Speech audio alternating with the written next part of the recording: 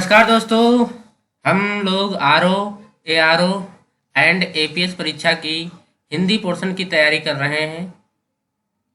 और आरओ में आपको पता है कि हिंदी के जो है 60 प्रश्न आते हैं। और एपीएस की परीक्षा जो होती है एपीएस में 50 क्वेश्चन हिंदी के आएंगे, क्योंकि एपीएस का सिलेबस चेंज हो गया है और सारे क्वेश्चन ऑब्जेक्टिव हो गए हैं। अब इसमें मेंस रिटन वाला कोई हिसाब नहीं रह गया है। तो इसी पोर्शन के अंतर्गत हम लोग वाक्यों के एक शब्द जो विभिन्न परीक्षाओं में पूछे गए हैं और या जिन्हें पूछने की संभावना है, उन पर हम चर्चा कर रहे हैं। एक और खबर बता दें आपको, क्योंकि आरओ का जो एग्ज़ाम था 7 जनवरी को, अब वो जो है 7 फरवरी को था, वो अब 11 फरवरी को हो गया है। इसी प्रकार जो 17 मार्च को जो है पीसीएस का एग्ज़ाम था, वो अब 24 मार्च हो गया है। ठीक है, तो ये एक इन्फॉर्मेशन है आपको लिए, क्योंकि एक सप्ताह, लगभग एक सप्ताह जो है डेट एग्ज़ाम बढ़ गई है। तो इसी श्रृंखला में हम आगे इसके कई वीडियो जारी किए जा चुके हैं और इसी श्रृंखला का जो है ये अगला वीडियो है। तो यहाँ तक हम लोगों ने जो है वाक्यों के लेख शब्द कर लिए थे। आज आगे पढ़ते हैं कि वह जिसे अपने कर्तव्य का बोध हो उसे कहते हैं कर्तव्य ऋण। याद रखिएगा, ये सारे क्वेश्चन बहुत महत्वपूर्ण हैं और इनकी लगभग 90% चांस है कि जो है पूछे ही जाएंगे। और वासना की आग, इसको कहते हैं कामाग्नि या कामानल। यहाँ तक हम लोगों ने पढ़ लिया था पिछली क्लास में। अब इसी के आगे इसे जारी करते हैं। आगे देखिए, हृदय की आग, इसको कहते हैं हृदयाग्नि या हृदयानल। ठीक है, हृदय की आग, हृदयाग्नि या हृदयानल। इसी प्रकार कई प्रकार की जो है आगों का वर्णन किया गया, जैसे पेट में लगी आग, इसको कहते हैं जठराग्नि। ठीक है, जठराग्नि इसको कहते हैं। इसी प्रकार जंगल में लगी आग को कहते हैं दावानल। जंगल में आग जो होती है लगी, इसको कहते हैं दावानल। ठीक है, इसी प्रकार और देख लिए, समुद्र में लगी आग को कहते हैं बड़वाग्नि। क्या कहते हैं? बड़वाग्नि। ठीक है, तो यहाँ पर मोस्ट इम्पोर्टेंट है, यहाँ पर देख लीजिए, वासना की आग कामाग्नि या कामानल, हृदय की आग हृदयाग्नि या हृदयानल, और पेट में लगी आग जठराग्नि, जंगल में लगी आग दावानल और समुद्र में लगी आग बड़वाग्नि। ठीक है, आगे देख लिए, जानने की इच्छा, इसको कहते हैं जिज्ञासा, ग्रहण करने की इच्छा जिघ्रच्छा। क्या कहते हैं? ग्रहण करने की इच्छा जिघ्रच्छा। और किसी को मारने की इच्छा कहते हैं जिघांसा। और भोजन करने की इच्छा जिघस्सा। ठीक है, इनमें थोड़ा थोड़ा ही अंतर है। जो मापा ना जा सके इसको कहते हैं अपरिमेय। और जो प्रमाण से सिद्ध ना हो सके इसको कहते हैं अप्रमेय। यहाँ पर थोड़ा थोड़ा अंतर है। जो मापा ना जा सके उसको कहते हैं अपरिमेय। क्या कहते हैं? अपरिमेय।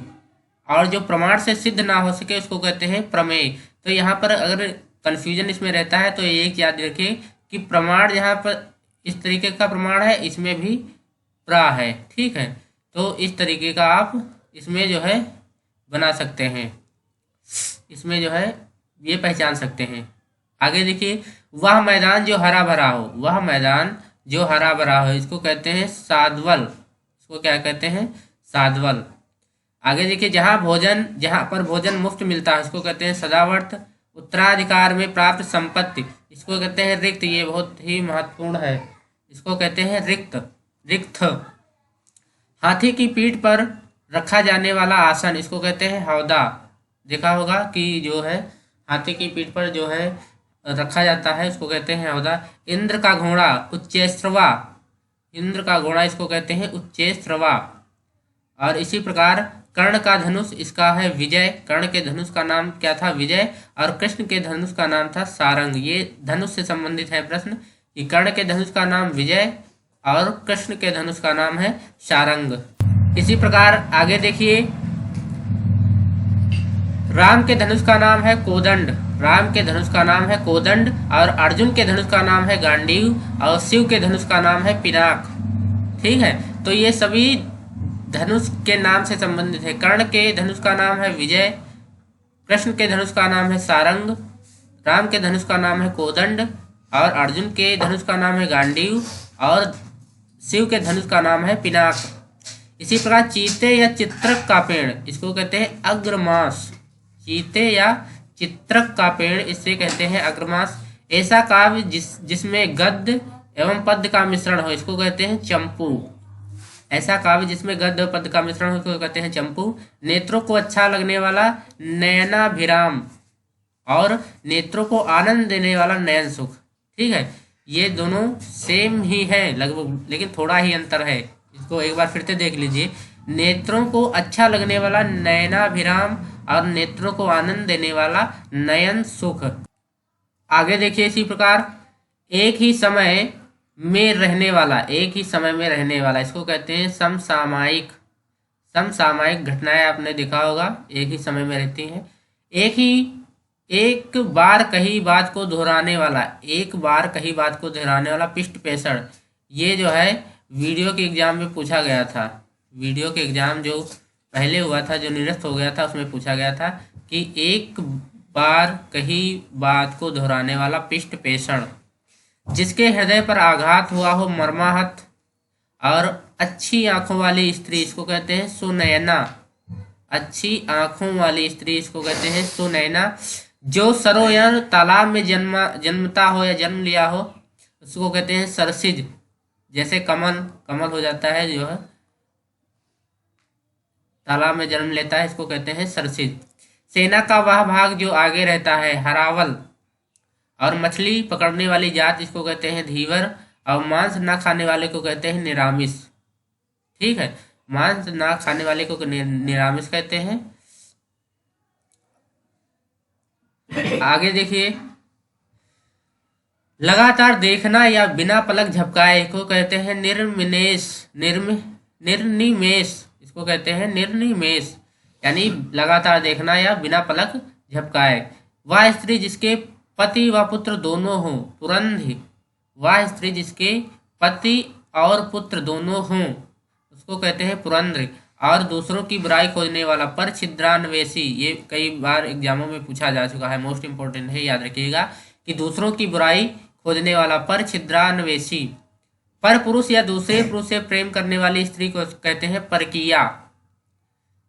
पर पुरुष या दूसरे पुरुष से प्रेम करने वाली स्त्री को कहते हैं परकीया। और शिव की जटाएं कपर्द, इसको कहते हैं कपर्द।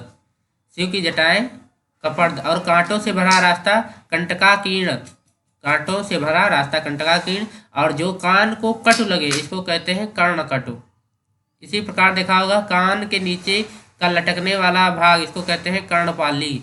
ठीक है, कर्णपाली, कान के नीचे लटकने वाला भाग, इसको कहते हैं कर्णपाली। और जो कान को कटु लगे, इसको कहते हैं कर्णकटु। आगे देखिए कि पीढ़ी दर पीढ़ी चला आने वाला, पीढ़ी दर पीढ़ी चला आने वाला, पीढ़ी दर पीढ़ी चला आने वाला, इसको कहते हैं अन्वयागत। पीढ़ी दर पीढ़ी चला आने वाला कहते हैं अन्वयागत। और ज्ञात या कल्पित तथ्यों के आधार पर किया गया निर्णय, ज्ञात या कल्पित तथ्यों के आधार पर किया गया निर्णय, इसको कहते हैं अध्याहरण। इसको क्या कहते हैं? अध्याहरण। और जिसने चित्त किसी विषय में लगा दिया, इसको कहते हैं दत्त चित्त। ठीक है।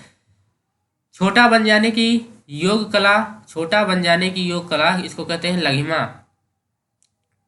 लघिमा। और ऊंट पर रखकर चलाई जाने वाली तोप, ऊंट पर रखकर चलाई जाने वाली तोप कहते हैं सुतुरनाल, इसको कहते हैं सुतुरनाल। ये देखिए नए नए सारे प्रश्न हैं, आपको कहीं मिलेंगे नहीं। जहां किसी बात का डर या खतरा ना हो, निरापद। जहां किसी बात या डर का खतरा ना हो, उसको कहते हैं निरापद। और निस्वार्थ भाव वाला निष्प्रह, निष्प्रह। तो वाक्यों के लिए जो है एक शब्द, वाक्यों के लिए एक शब्द। तो आज का वीडियो यहीं तक रखते हैं। और ये सारे वीडियो लगभग जब तक एग्जाम होगा तब तक लगभग 1000 से ज़्यादा हम आपको जो है वाक्यों के एक शब्द करवा देंगे। तो लगातार देखते रहिए और अपना मूल्यांकन करते रहिए। धन्यवाद।